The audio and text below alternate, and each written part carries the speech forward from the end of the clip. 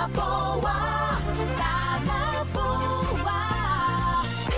101. Os bastidores da política. A informação com credibilidade. Aqui no Rádio Café, com Guilherme Rosa. Aqui você tem uma voz.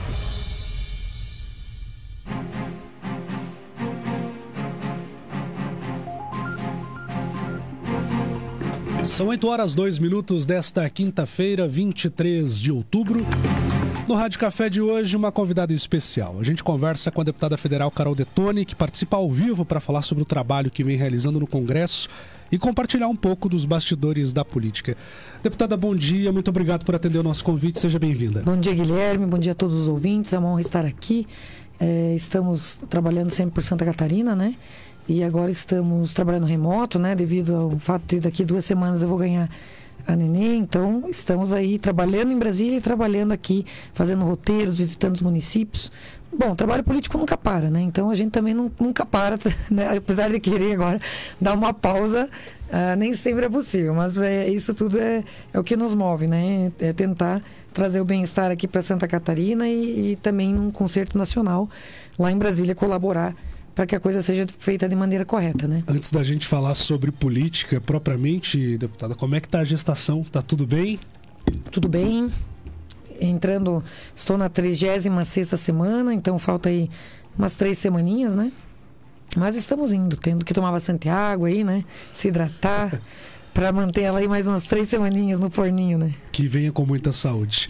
Deputada, olhando para o seu mandato, a gente pode destacar os principais projetos, além dessa atuação de oposição ao governo, mas que trouxeram resultados efetivos aqui para o nosso estado?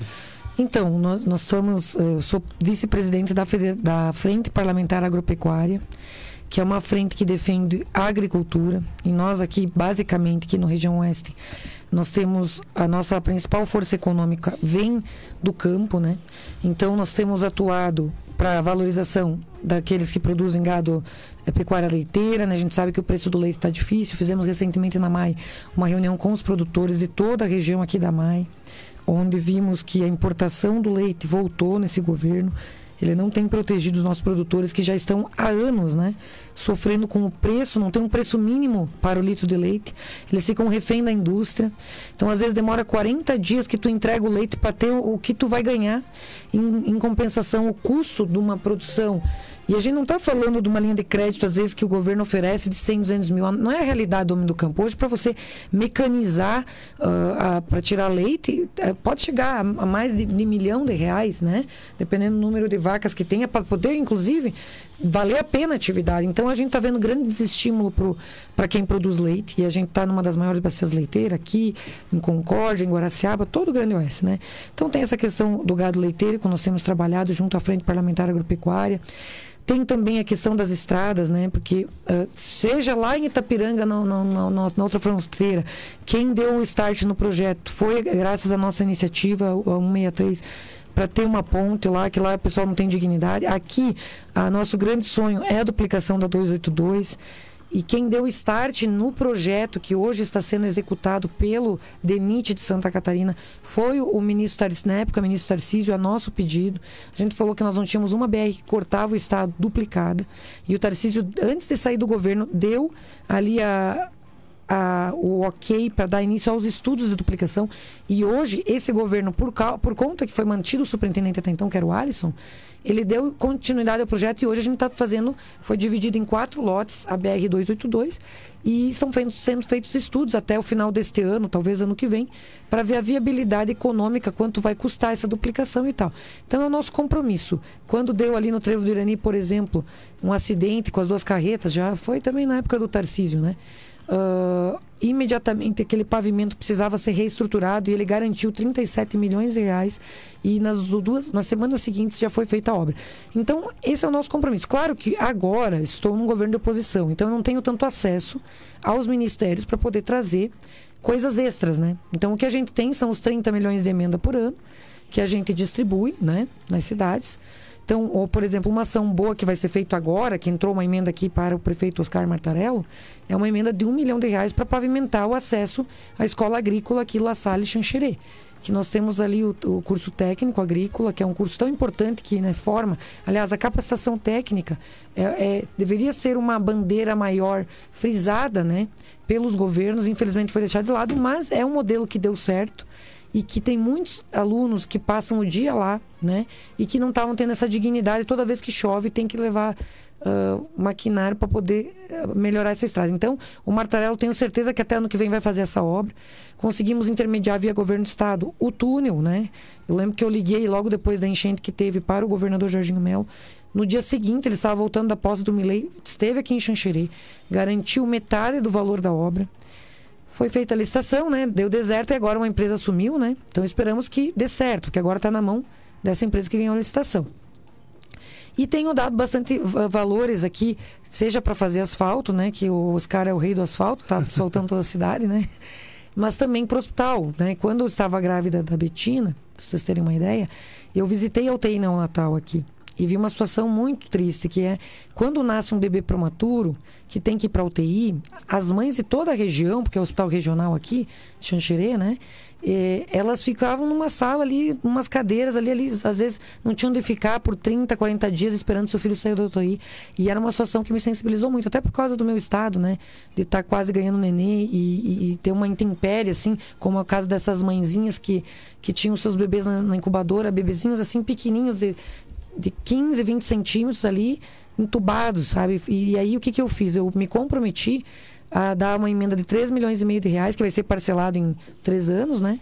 Porque eu tenho que atender o estado inteiro, né? Minhas emendas são pequenas, para a gente poder fazer a Casa da Acolhida, que vai ser do outro lado da rua, para que essas mães, essas pessoas que são atendidas no hospital, que não têm onde ficar, possam estar tendo dignidade nesse momento tão difícil. Ou seja, causa um impacto significativo, não só na mãe, mas na própria criança, que vai ter até para a mãe poder dormir, poder se alimentar, tomar um banho decente, porque aí o hospital também não tem essa estrutura, não é culpa do hospital, né? A situação que está sendo enfrentada. Mas então essa obra vai ser feita esse ano, né, com compromisso do hospital. Inclusive, colaboramos para que a obra do hospital seja finalizada, intermediamos via governo do estado. Foi feito um termo de acordo por conta da empresa que tinha dado a licitação, que deu problema, que parou, mas agora foi feito um termo de acordo entre o hospital e o Ministério Público. O hospital vai assumir a obra, vai finalizar os pavimentos que falta, o governo daí vai ajudar com o maquinário e eu acredito que até o ano que vem a gente tem aí a entrega completa da obra do hospital. Foi uma das coisas que eu, Oscar, e via governo do estado, viabilizamos esse contato com o hospital, né, para poder, que a irmã Neuza que administra, né, para poder também facilitar essa questão de saúde pública, que é tão importante para a nossa população. Então nós temos trabalhado em várias frentes, né, falei aqui especificamente em Xanxerê, mas por exemplo em Faxinal, nós vamos fazer agora colaborando via também governo, mas também com emenda nossa, vamos destinar uma emenda ali em Faxinal dos Guedes, que pega Barra Grande até a BR, se não me engano 350, a SC, perdão. É que eu estou lido bastante com BR, daí eu às vezes confundo. E para ser construído ali os cerca de 20 quilômetros, que vai fazer todo o desvio da produção agropecuária de Faxinal para não precisar ficar ali na 282. Vai facilitar justamente a logística, porque a gente precisa de infraestrutura. O catarinense sabe trabalhar. O que o catarinense não tem é o que o poder público deveria dar, por meio dos impostos, que é infraestrutura, que é estrada, para poder escoar a nossa produção. Então, a gente tem trabalhado nessas frentes para poder justamente viabilizar essas obras, esses gargalos aí que dificultam tanto a vida de quem produz e quem já faz a sua parte, só falta o Estado fazer a dele. Então, temos trabalhado nisso também. E aos poucos eu vou lembrando, né? Porque é muita coisa, né? Então, deputada, enfim, além desse trabalho que impacta diretamente o catarinense... mas deixa eu falar, agora só para complementar, vou falar aqui dos valores, né? Então, aqui, ó, para a região da MAI, né, que ao longo de todos esses anos de mandato, de 2019 até 2025, eu destinei, então, um total de 27 milhões de reais em emendas, né? Então, isso vai desde, pegando a Belardo Luz, Bom Jesus, Entre Rios, Faxinal, Lajeado, Marema, Ouro Verde, Ponte Serrada, São Domingos. Inclusive, Ponte Serrada vai ser... eu estava semana passada lá inaugurando uma ala nova de só centro cirúrgico, ali de 3 salas cirúrgicas e 16 leitos do hospital ali, Santa Luzia, para poder fazer as cirurgias eletivas, ou seja, para zerar as filas. Então vai ser um projeto piloto que o governo está fazendo em parceria com Ponte Serrada, com o Dr. Délcio lá, para justamente as pessoas poderem ter a tão sonhada cirurgia para... Então, Vargião, Xanxerê, Xaxim, a gente tem destinado bastante emendas aí, 27 milhões ao longo dos anos. Então, acredito que é uma entrega importante, né, do nosso mandato. Ou seja, não estamos só trabalhando as questões nacionais, a gente se preocupa com o problema do povo do Oeste, sobretudo. A maior parte das minhas emendas eu deixei no Oeste, né, porque a gente vê que o litoral ele é mais bem atendido por ser mais perto do centro do poder econômico. Justo. Da capital, né, do centro do poder político. E aí, por ser uma deputada do Oeste, essas questões de emenda eu defendo bastante que fiquem aqui também. Importante pontuar isso até para que a população lembre de quem trabalha pela nossa região. Mas além de todo esse trabalho, das emendas destinadas aos municípios aqui da região, deputada, a senhora também pensa em nível nacional e entrava em embates muito polêmicos, significativos, até pela liderança da minoria. Como é que é para a senhora enfrentar toda essa situação, haja vista que tem um governo que enfrenta sérias dificuldades de gestão e, às vezes, a minoria sofre um pouco em ter que lidar com tudo isso? Como é que tem sido esses entraves lá em Brasília? Então, nós temos aí um governo que fique muito claro para a população, tá? O Lula prometeu a picanha, não entregou. Gasolina tá caríssima. A energia elétrica, o custo de vida tá caro. E a gente percebe que o Lula ele tem um modo econômico de operar que não dá certo.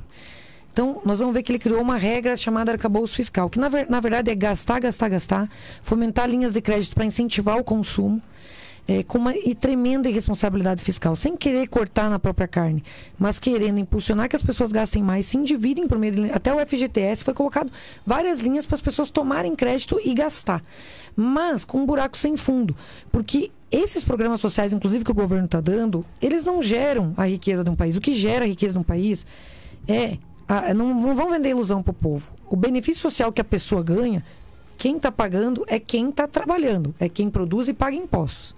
Então não existe coisa grátis. O Estado não produz nada que gera riqueza. Quem produz são as empresas, a iniciativa privada, que contrata, que paga os salários e por meio disso paga os impostos. O Estado recolhe todos esses impostos e o Estado, agora no governo Lula, arrecadou um recorde de mais de 30 anos. Ele bateu o recorde de arrecadação, já estamos em R$1 trilhão, mas os gastos públicos já estão em 4 trilhões. Ou seja, nós estamos vivendo uma época que parece que tá bom, mas daqui a pouco vai vir a conta para pagar. Então não adianta dizer, vai ter energia de graça. Não existe energia de graça. Não existe nada de graça na natureza. Tem que ter um trabalho para compensar esse esforço. Então quem vai pagar a conta de energia? É a classe média. E aí o que acontece nesses países como Cuba e Venezuela? Você vai botando tanta conta para a classe média pagar para compensar os benefícios que dão para os mais pobres, que você vai tornar a classe média pobre logo mais, porque ela não vai aguentar o peso da máquina pública. Então, a nossa ideia é sempre diminuir o tamanho do Estado e fazer com que as pessoas enxerguem uma visão realística.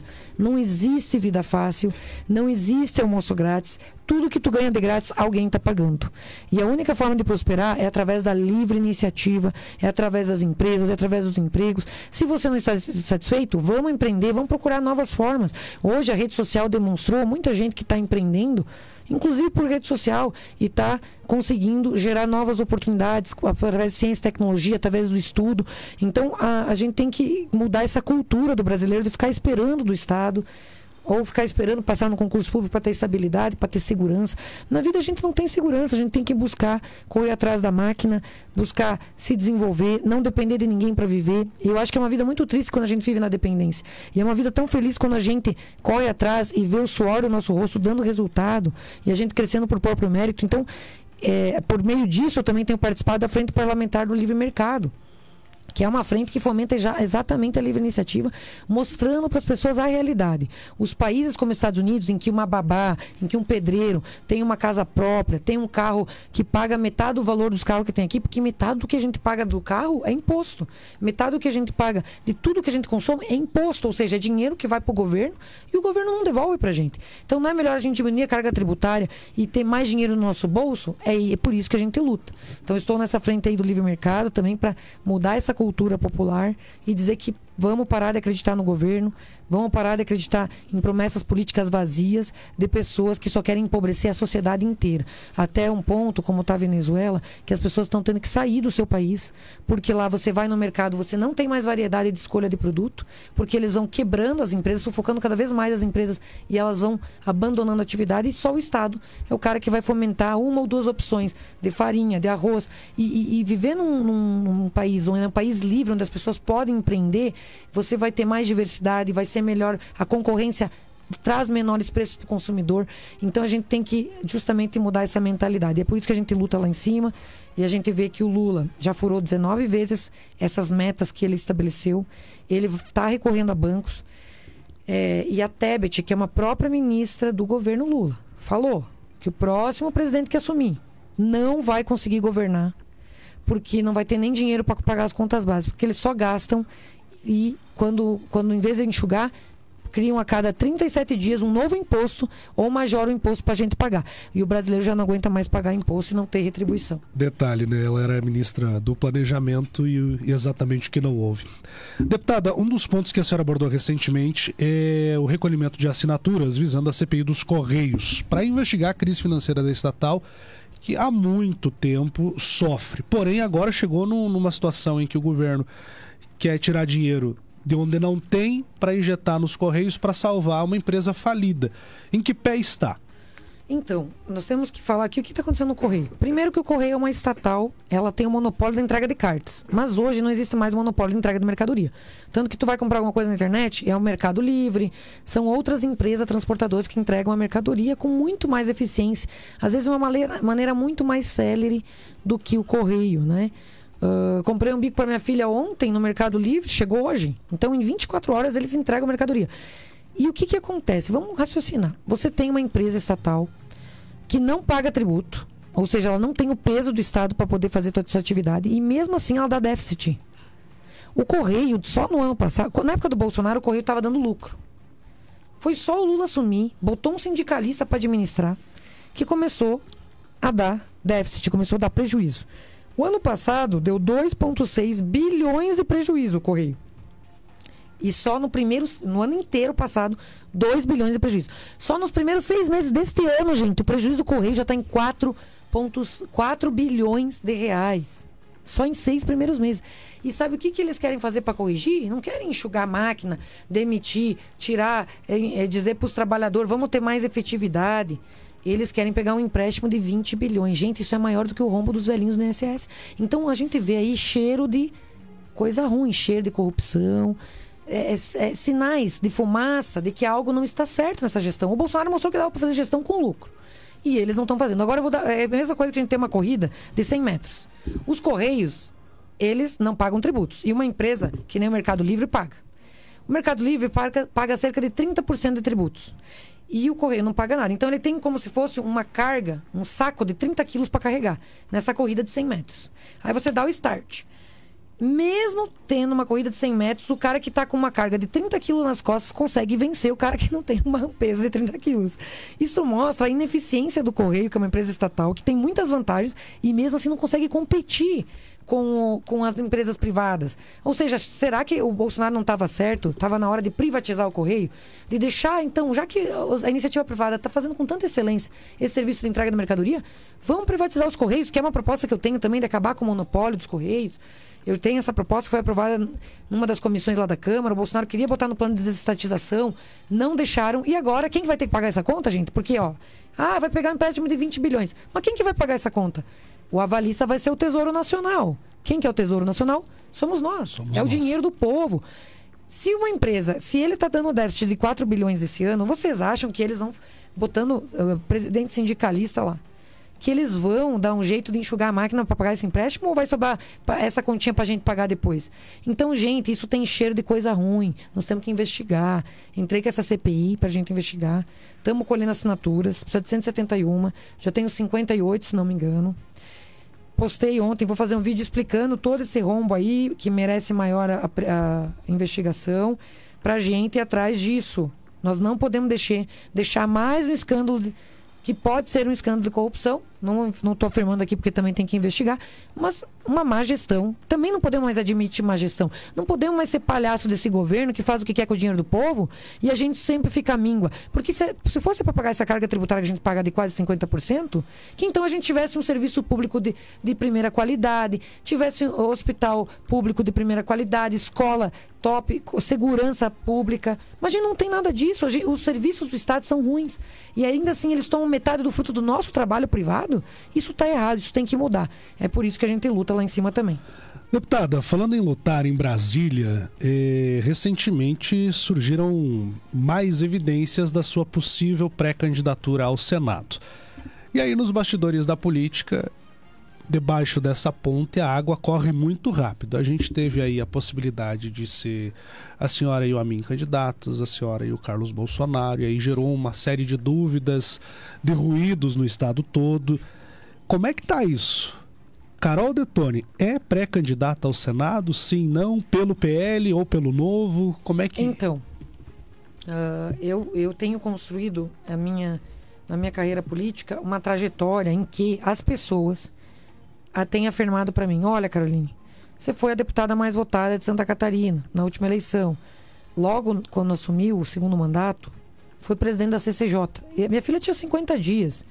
Eu mal tive a nenê, saí da quarentena, já estava em Brasília tentando assumir a CCJ, conseguimos assumir, entregamos excelentes resultados, aprovações importantíssimas, mesmo diante de um ambiente hostil, mesmo tendo minoria de deputados ao nosso lado. Aprovamos pautas de direita importantes: defesa da vida, defesa do agro, defesa da segurança pública. Enfim, limitar os excessos até do STF conseguimos aprovar na CCJ. Então as pessoas têm visto e têm pedido de uma maneira natural, dizendo que é a minha vez, que é natural. E onde eu tenho passado, eu tenho sentido esse clamor nas ruas e nas lideranças políticas. Tanto que, logo que surgiu a fala de que talvez eu não poderia ter vaga no meu partido, 18 prefeitos da Grande Florianópolis se levantaram para dizer que eu era a pré-candidata deles ao Senado. Daí na Anfra, lá na região de Balneário, mais 11 prefeitos se levantaram para dizer: aqui na MAI vai acontecer esses movimentos. No Grande Oeste, então nem se fala, porque eu sou o deputado do Oeste. Mas eu comecei fazendo esses movimentos lá no litoral, onde eu nem moro lá. Então, as lideranças políticas, inclusive de outros partidos, têm visto o que está acontecendo, têm me oferecido convites, caso eu não tenha vaga no PL, para eu ter vaga em outro partido e concorrer ao Senado. E estou decidida até então de sou pré-candidata ao Senado. E qualquer um tem direito de querer. O Amin tem direito de ser pré-candidato, ele que já está na vaga, né? O Carlos quer mudar para Santa Catarina, quer ser pré-candidato, também tem direito de ser, e eu tenho direito de ser. E quem é soberano, quem vai decidir é o povo. Nós somos apenas opções. Mas quem vai ver a trajetória, o histórico, quem conhece Santa Catarina, quem está fazendo por Santa Catarina e pelo Brasil, e as pessoas vão ter a oportunidade de escolher. Então, estou com a consciência tranquila de estar fazendo o meu dever cumprido, e vou botar essa opção para o catarinense. E é o catarinense que vai decidir. A senhora tem uma proximidade muito grande com o governador Jorginho Melo, e ele inclusive já externou por diversas vezes o respeito que tem pela senhora. Porém, com a vinda do Carlos Bolsonaro para cá recentemente, o cenário mudou um pouco. Como é que a senhora vê? A senhora já deixou claro que todos têm a opção, a oportunidade de lançar a pré-candidatura. Porém, a própria Fiesc chegou a dizer que não prefere alguém de fora de Santa Catarina. E a senhora está numa situação delicada, porque tem o respeito do presidente e a imposição dele de que o filho seja candidato aqui. Como é que nos bastidores da política isso tem se movimentado, deputada? Olha, nesse sentido, eu defendo daí, já que o Bolsonaro quer indicar o filho, eu defendo chapa pura no partido daí. Então vai eu e o Carlos e deixo o Amin, porque o Jorginho não quer abrir mão do Amin por causa do tempo de TV, para não dar para o concorrente. Para a população entender pelo peso que um progressista tem. A federação ainda não se consolidou, mas hoje, caso se consolide no próximo mês, eles têm 2 minutos e meio de TV, né? E para não deixar isso para o concorrente, o Jorginho meio que palavrou também com a mim, que daria vaga para mim. E ontem ele saiu da casa do Bolsonaro, e o Bolsonaro, o Jorginho comentou que o Bolsonaro insiste no Carlos, e ele insiste que precisa do Amin. Então... Só que a posição do Bolsonaro, pelo que me foi passado, é que o Bolsonaro vai me apoiar independente de onde eu estiver. Então, mesmo que eu tenha que mudar de partido, eu o farei para concorrer ao Senado. Então, só que isso eu vou decidir provavelmente na janela partidária. Porque até lá, muita coisa pode... A política é igual nuvem, né? Você olha para cima, tá de um jeito, dá um tempo, olha para cima, já tá de outro. Então, eu estou agindo com cautela, mas, claro, sendo sempre fiel aos princípios que sempre abracei, às pessoas, ao compromisso, eu sou uma pessoa de palavra. Então, o que me caracteriza na política é isso. E por que eu estou insistindo nessa questão do Senado aí? Porque eu fiz, a partir do momento que eu tinha a palavra do Jorginho de que eu seria candidata dentro do partido, eu fiz os movimentos de cessão de espaços. Então, eu fiz um movimento com deputados estaduais, deputados federais e, inclusive, prefeitos e vereadores, onde eu cedi os espaços de deputado federal para que outras lideranças ocupassem, com a promessa de que eles também me apoiariam para o Senado, o que é na política normal, né? No caso do Fernando Cordeiro em Chapecó, por exemplo. Fernando Cordeiro pretende ir a deputado federal em Chapecó, e daí eu vou ao Senado, digamos assim, né? Nossa ideia. Só que essa situação toda, então, eu tive que parar com essas conversas, porque tá gerando essa situação. Principalmente por não ter a vaga no partido no momento. Mas eu espero resolver isso até a janela. Se eu não resolver até a janela, provavelmente vou por um partido independente, para daí não ficar subordinada a nenhum cacique partidário, porque eu considero uma sacanagem uma pessoa dar uma palavra para mim e voltar atrás. E aí eu vou seguir meu caminho de forma independente, né? Porque daí vai ser o momento de eu mostrar se eu tenho estatura política para ser superveniente, coisa que eu nunca fui, que se eu devo a minha primeira eleição é ao Bolsonaro, mas em Santa Catarina eu não sou subordinada a nenhuma outra liderança política que não minha própria consciência e meu temor a Deus. Então, se for preciso, eu vou para um partido independente e vou concorrer de forma independente. Já estou decidida nesse sentido. Deputada, a senhora esteve com o presidente Jair Bolsonaro, que está em prisão domiciliar. Como é que a senhora vê a situação do presidente? Acredita que ainda existe alguma possibilidade dele ser candidato nas próximas eleições? Se nós aprovarmos a anistia, ele tem essa possibilidade. O grande problema hoje é que dentro do Congresso, eu que vivo lá diariamente, dentre os 513 deputados que temos e 81 senadores, é impressionante como Brasília é uma bolha dissociada da realidade brasileira. E lá a gente percebe que temos 120 deputados de esquerda, 120 deputados de direita e os demais são de centro. Ou seja, o centro é a solução ao problema do Brasil, porque eles são a maioria. E hoje o centro não quer, os líderes, os partidos de centro não querem desautorizar o Supremo nesses absurdos que estão acontecendo nos inquéritos do dia 8 de janeiro. Então, gente, vamos raciocinar. É que o brasileiro esquece muito fácil a história brasileira.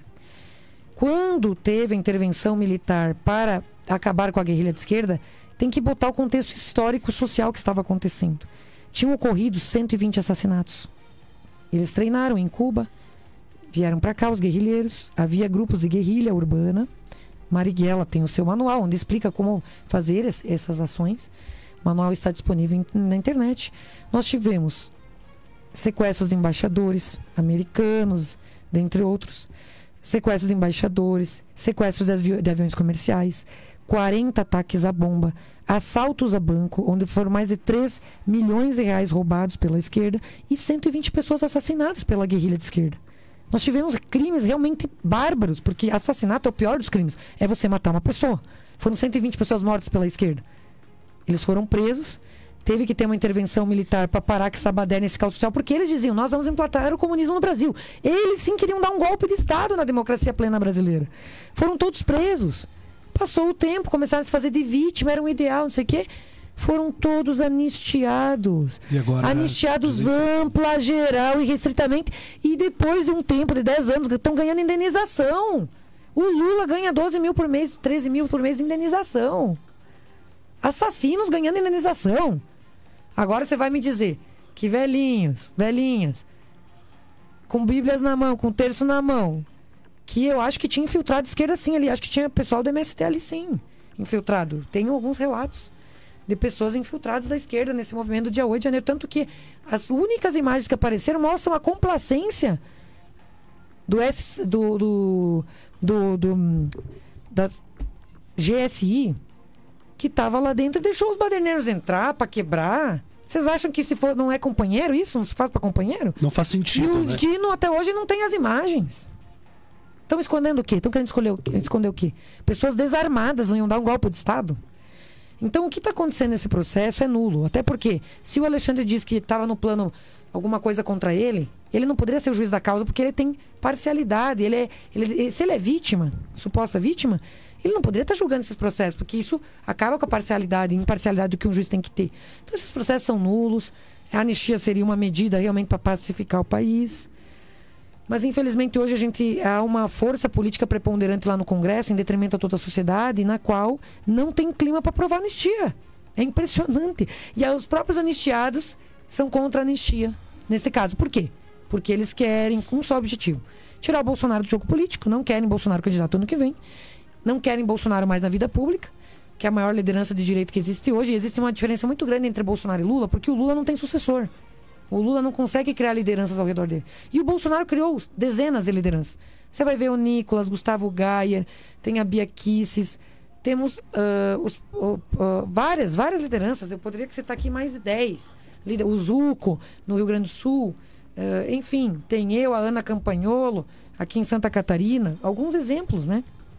Então, diferentemente do Lula, a direita soube criar novas lideranças. E elas estão aí e são o futuro da nossa nação. Então nós estamos passando um momento difícil. Ano que vem vai ser um ano acirrado.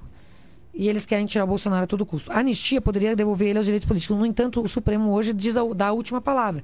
Então a gente está numa saia justa em que a gente não está conseguindo resolver essa situação. Uma última pergunta. 122 na telinha em nível nacional, a opção ainda é o Tarcísio? Com certeza.